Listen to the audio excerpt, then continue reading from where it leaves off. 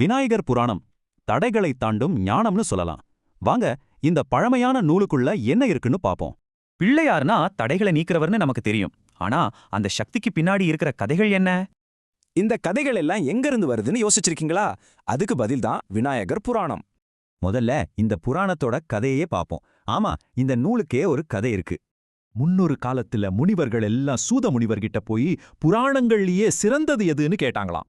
அப்போ அவர் சொன்னாரு, இது பிரம்மா கிட்ட இருந்து வியாசர் வழியா நமக்கு கிடைச்சது, அதனால இது ரொம்பவே தெய்வீகமானது.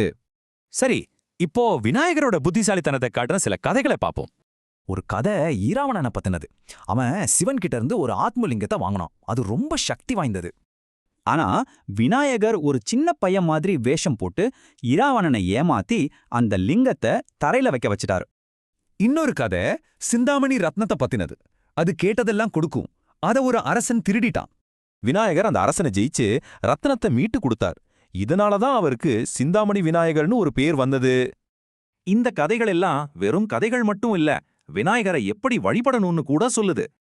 அதுல முக்கியமானதுதான் விநாயக சதுர்த்தி விரதம். இது மனதை ஒருநிலைப்படுத்துற ஒரு புனிதமான நோன்பு.